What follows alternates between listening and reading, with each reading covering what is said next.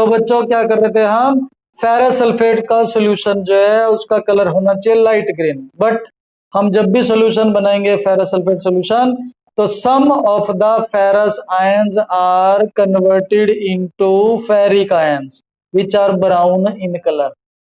Ferrous ions का colour क्या था, light green, but ferric ions का कलर क्या है, ब्राउन। तो जब भी हम फेरस सल्फेट सॉल्यूशन बनाते हैं तो वो शुरू में तो लाइट ग्रीन होता है, but due to the formation of ferric ions after some time it will definitely become brown. तो सेम थिंग यहां भी होगा। When we have taken a lattice of ferrous oxide, तो आफ्टर, पहले तो ये फेरस ऑक्साइड था, रेशो क्या था 1:1 हमें पता है। बट कुछ टाइम बाद हमें पता ही है कि some of the ferrous ions will definitely convert into ferric ions. जब तक वो फेरस था तब तक तो उस पे चार्ज था 2 पॉजिटिव। तो उस टाइम तो सिचुएशन ये थी कि जितने 2 पॉजिटिव थे उतने 2 नेगेटिव, 2 पॉजिटिव 2 नेगेटिव सब तो इक्वल था, 1:1 रेशो थी। तो इसका मतलब इलेक्ट्रिकली वो सबस्टांस था न्यूट्रल, जितना पॉजिटिव उतना नेगेटिव, है ना। बट अब क्योंकि कुछ फेरस जो है 2 पॉजिटिव वो कन्वर्ट हो गया है इनटू फेरिक 3 पॉजिटिव आयंस, तो अब यहां अगर ये वाला जो 2 पॉजिटिव है, इस 2 पॉजिटिव में अगर इसकी जगह वो कन्वर्ट होके बन गया फेरिक, तब तो चार्ज डिस्टर्ब हो गया कि नहीं हो गया, है ना। अब इस सॉलिड में टोटल जितना पॉजिटिव है उतना नेगेटिव नहीं है। अब पॉजिटिव ज्यादा है क्योंकि कुछ फेरस किस में कन्वर्ट हो गए हैं, फेरिक में कन्वर्ट हो गए हैं। तो 2 नेगेटिव जितने थे वो अब भी उतने ही है, लेकिन अब कुछ जगह 2 पॉजिटिव की जगह बन गया है 3 पॉजिटिव, और वो तो पॉसिबल ही नहीं है क्योंकि हमने पढ़ा है चाहे किसी सॉलिड में डिफेक्ट हो या ना हो, इलेक्ट्रिकल न्यूट्रलिटी तो मेंटेन होनी ही चाहिए। The solid must be definitely electrically neutral. अब इस केस में इलेक्ट्रिकल न्यूट्रलिटी मेंटेन कब होगी, अगर चार्ज इक्वल होगा, है ना। चार्ज अब हम देखते हैं, फेरिक को अगर हम देखें, एक फेरिक पे चार्ज होता है 3 पॉजिटिव। फेरस अगर हम देखें जो हमने शुरू में लिए थे, एक फेरस पे चार्ज होता है 2 पॉजिटिव। अब अगर हमें इन दोनों का चार्ज बैलेंस करना हो तो हम समझ सकते हैं कि 2 फेरिक का चार्ज टोटल मिला के बनेगा 6 पॉजिटिव। एक फेरिक का 3 पॉजिटिव है तो 2 फेरिक का कितना होगा, 6 पॉजिटिव होगा। एक फेरस का चार्ज 2 पॉजिटिव है तो डेफिनेटली वी कैन अंडरस्टैंड कि 3 फेरस का चार्ज होगा 6 पॉजिटिव। ऐसा ही बनेगा ना बैलेंस। मतलब हमें क्या इसमें करना है कि 3 फेरस अगर फेरिक में कन्वर्ट होंगे, 3 फेरस पहले कन्वर्ट होंगे 3 फेरिक में, और उन 3 फेरिक में से एक फेरिक अगर सॉलिड से निकल जाता है बाहर, 3 फेरिक में से अगर एक फेरिक सॉलिड में से निकल जाता है बाहर, तो अंदर कितने रह गए, अंदर रह गए 2 फेरिक। 3 फेरस का चार्ज 6 पॉजिटिव, 2 फेरस का चार्ज 6 पॉजिटिव। मतलब हम यहाँ सॉलिड में अगर देखें तो यहाँ से 2 पॉजिटिव एक फेरस निकल गया, 2 पॉजिटिव एक फेरस निकल गया, यहाँ से एक फेरस निकल गया, मतलब टोटल मिलाकर के 3 जगह से फेरस निकल गए, 3 जगह से तो निकल गए फेरस, ठीक है।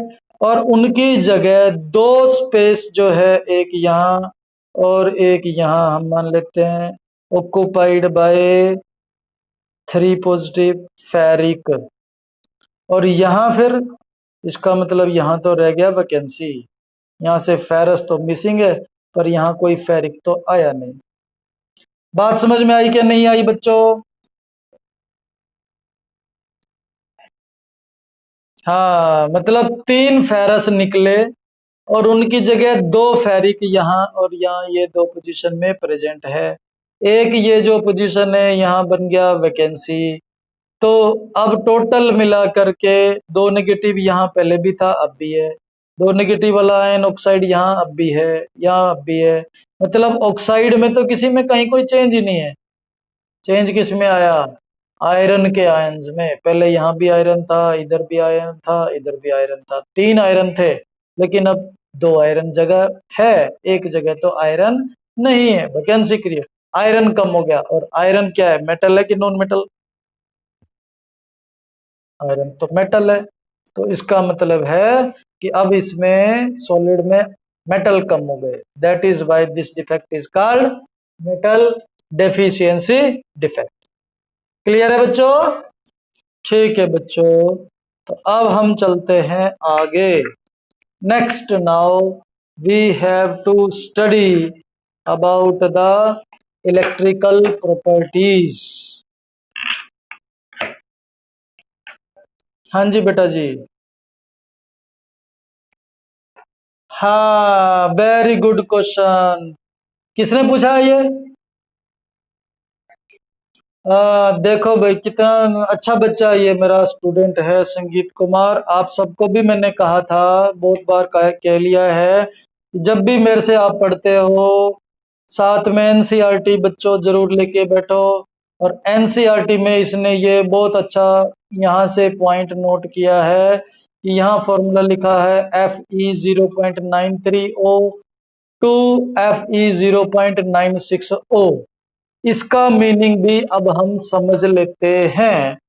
अब जो है अगर हम देखें, बहुत अच्छे बहुत अच्छे बहुत अच्छे। ललन कुमार जोशी भी बोला, अरे वाह क्या बात है ललन बेटा, शाबाश, बहुत अच्छे। चलिए अब हम आगे पढ़ाई करते हैं। हाँ, आयरन का ऑक्साइड का जो अभी अभी हमने केस किया था, अगर हम फेरस ऑक्साइड लेते हैं तो फॉर्मूला क्या बना था बच्चों? 1:1, मतलब जितने आयरन उतने ऑक्सीजन। ठीक है ना?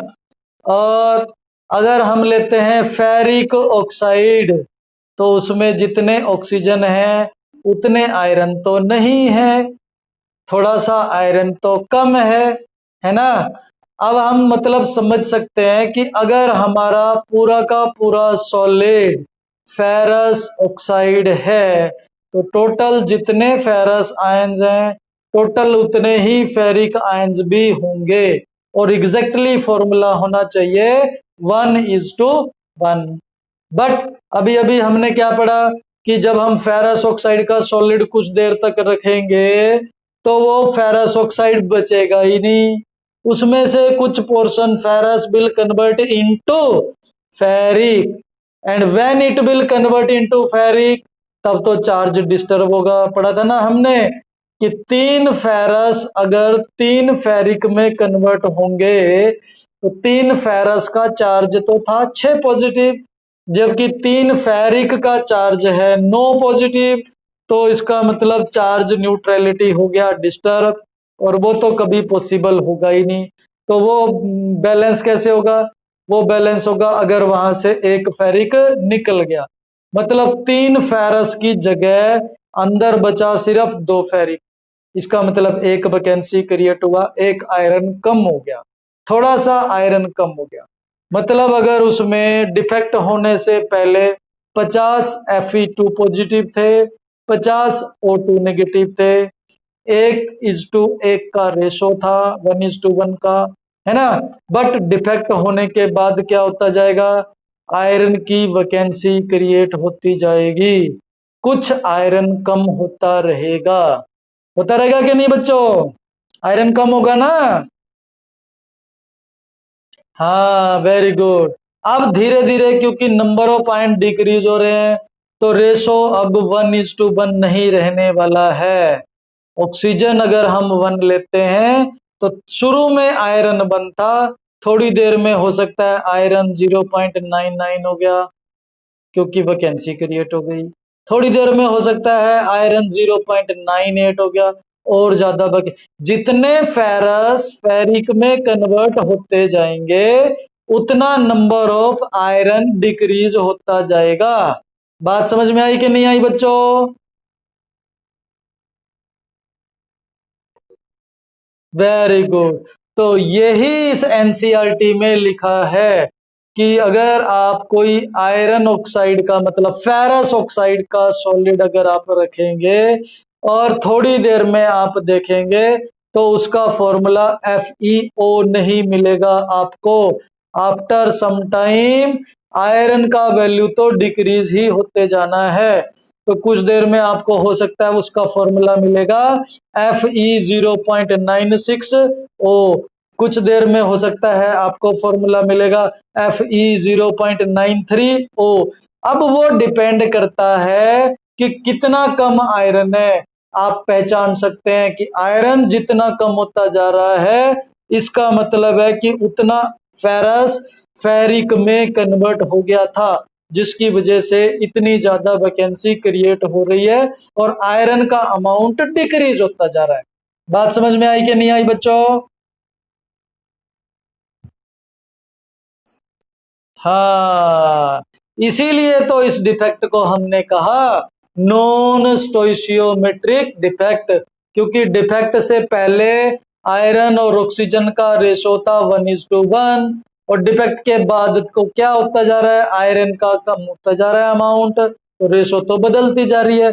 कभी उसका रेशो है 0.9:1, कभी उसका रेशो है 0.96:1, है ना? बात समझ में आ गई?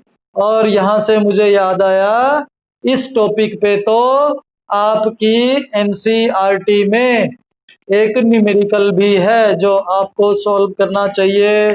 बड़ा अच्छा न्यूमेरिकल है। You see page number 31 of your NCERT बच्चों। Page 31 your NCERT question number 1.16। जी जिसके पास है जल्दी से निकाल लो, नहीं तो मैं पढ़ के तो सुना ही रहा हूं, सुनो ध्यान से। एनालिसिस शोज दैट निकल oxide has the formula Ni 0.98 O 1.00. What fractions of nickel exist as Ni2 positive and Ni3 positive ions? बिल्कुल उसी तरह का केस है बच्चों जो अभी अभी आपने आयरन वाला ऑक्साइड पढ़ा था, है ना? अगर आयरन सारा का सारा 2 पॉजिटिव होता, फेरस की फॉर्म में होता, तब तो फॉर्मूला आयरन ऑक्साइड का होना चाहिए था 1:1 के हिसाब से, है ना?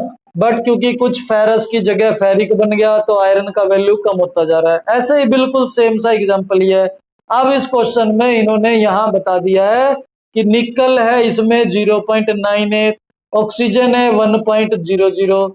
तो रेशो अगर हम यहाँ लिख लेते हैं इस क्वेश्चन में, निकल 0.98, ऑक्सीजन 1.00, तो इसका मतलब रेशो लिखें तो निकल और ऑक्सीजन की रेशो है 0.98 वर्सेस 1। ठीक है, ये रेशो है। और ये पूछ रहे हैं हमसे what fraction of nickel exist as Ni2 positive and Ni3 positive. तो एक तरह से ये हमें क्या बता रहे हैं कि इसमें से जो 0.98 जो निकल है इसमें से कुछ निकल तो एग्जिस्ट कर रहा है एज ए निकल 2 पॉजिटिव आयंस, कुछ निकल एग्जिस्ट कर रहा है एज निकल 3 पॉजिटिव आयंस। अब अगर हम इसमें सॉल्व करें तो देखते हैं बच्चों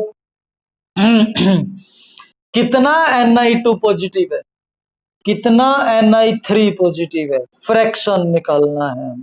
व्हाट फ्रैक्शन? तो हम मान ही लेते हैं ना, पहले मैथमेटिक्स में आपने बहुत बार पढ़ा होगा, let the fraction of Ni2 positive. Fraction बाद में निकालेंगे, पहले हम कर लेते हैं let the number of, let the number of. Fraction तो निकालने को इन्होंने कहा है, फ्रैक्शन तो हो गया ना आउट ऑफ टोटल, 5 में से 3 टुकड़े हो गए तो 3 आउट ऑफ 5, 3/5, उसको कहते हैं फ्रैक्शन। तो बाद में निकल लेंगे, पहले नंबर ले लेते हैं। मान लेते हैं कि इसमें निकल 2 पॉजिटिव आयंस प्रेजेंट हैं, कितने? X। है ना। अब अगर हम फॉर्मूला देखें तो फॉर्मूला दिया था Ni 0.98, ऑक्सीजन 1। इसका मतलब इसमें निकल के कितने आयन टोटल हैं? निकल के टोटल आयन है 0.98, और उसमें से हमने ये मान लिया है कि निकल 2 पॉजिटिव कितने हैं? Nickel 2 positive is equal to X। तो हम समझ सकते हैं कि इसमें निकल 3 पॉजिटिव कितने होंगे? निकल 3 पॉजिटिव होंगे इसमें 0.98 माइनस X। बात समझ में आ रही है कि नहीं आ रही है बच्चों? हाँ, तो निकल 2 पॉजिटिव हमने मान लिया था इक्वल टू X, और टोटल यहाँ पे निकल दिया है हमें 0.98। तो अगर उसमें से 2 पॉजिटिव वाले X हैं तो 3 पॉजिटिव वाले बच गए 0.98 माइनस X। और अभी हमने बहुत बार पढ़ लिया एक वर्ड जिसको हम क्या बार बार लिख रहे हैं, इलेक्ट्रिकल न्यूट्रलिटी। बहुत बार पढ़ा, सुना कि नहीं सुना आपने? सुना है ना, इलेक्ट्रिकल न्यूट्रलिटी। मतलब कि जितना टोटल पॉजिटिव चार्ज है उतना ही उसके अंदर होना चाहिए टोटल नेगेटिव चार्ज। अब जो है निकल 2 पॉजिटिव की अगर हम बात करें तो निकल 2 पॉजिटिव एक आयन पे कितना चार्ज होता है? 2 पॉजिटिव। 3 आयन पे कितना चार्ज होगा? जल्दी से गिनो, जल्दी से बताओ। केवल 2 पॉजिटिव वाला देखना है। एक निकल 2 पॉजिटिव पे 2 पॉजिटिव चार्ज है, तो 3 निकल 2 पॉजिटिव पे कितना चार्ज होगा? हाँ, बहुत अच्छे बेटा जी, शाबाश, बहुत अच्छे, बहुत अच्छे, बहुत अच्छे। 10 निकल 2 पॉजिटिव पे कितना चार्ज होगा? हाँ, 10 नहीं बेटा, 10 निकल 2 पॉजिटिव। हाँ, बहुत अच्छे, बहुत अच्छे, 20 पॉजिटिव, है ना। तो उस हिसाब से अगर आप कैलकुलेट करें तो X निकल 2 पॉजिटिव पे कितना चार्ज होगा?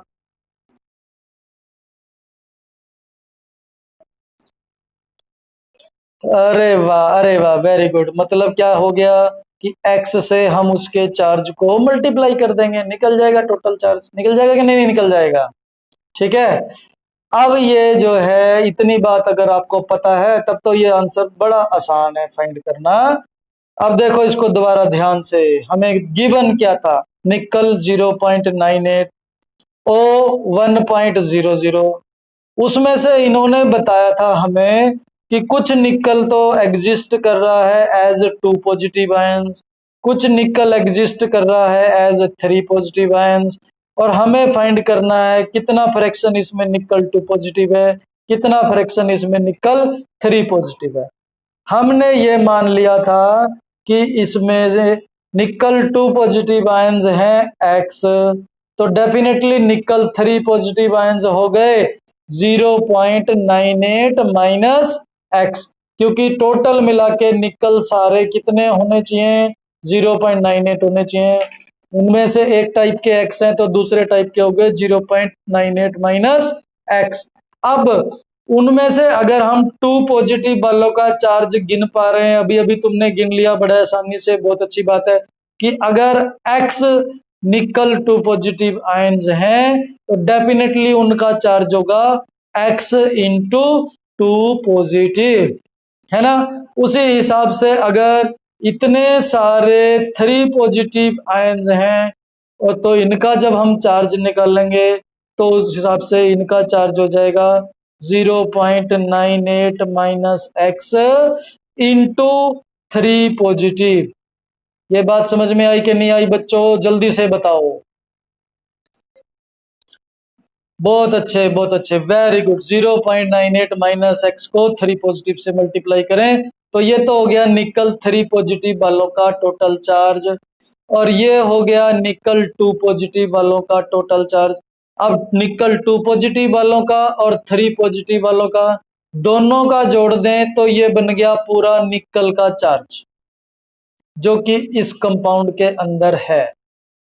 इस कंपाउंड के अंदर टोटल जितना भी निकल है उसमें 2 पॉजिटिव वाले आयंस भी आ गए, उसमें 3 पॉजिटिव वाले आयंस भी आ गए।